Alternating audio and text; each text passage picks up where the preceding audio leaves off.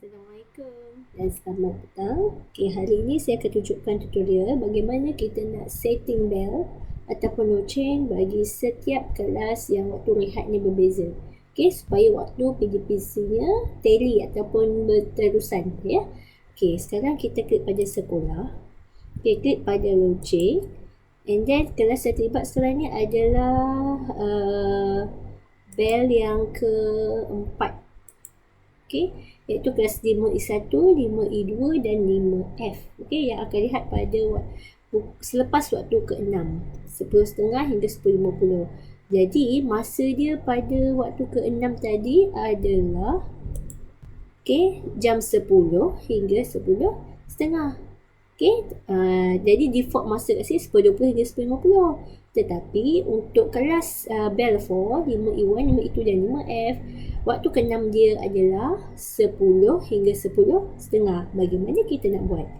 So kita klik pada sini. Waktu ini mempunyai loceng berbeza pada beberapa hari. So pastikan highlight pada waktu ke-6 ya. Edit. Terlihat di sini waktu 6 yang default adalah 10.20 hingga 10.50. Tetapi bagi kelas bell 4, dia adalah bermula jam 10. So kita masukkan time dia 10.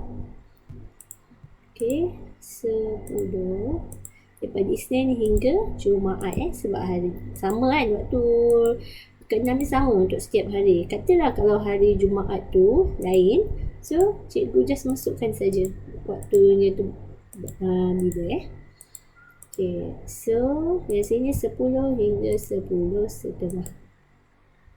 Buat sampai habis.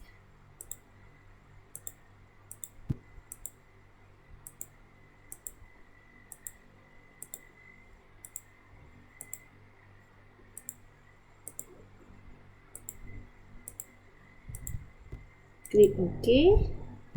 So, klik OK. Kita tengok apa hasilnya. Klik OK. Kita tengok pada papan cetakan untuk kelas 5D1. Jadi kan? 5D1. Kita tengok waktu ke-6 nya.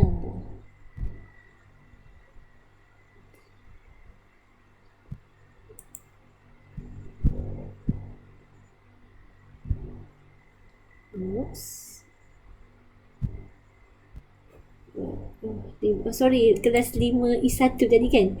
Waktu ke-6 nya 10 hingga 10.30. 5E1, 5E2, 10 hingga 10.30 dan juga untuk kelas 5S 10 hingga 10.30 kan. Tadi kan dia punya time dia. Tak adalah waktu ke-6 ni untuk 5F tu 10.20. Terima kasih.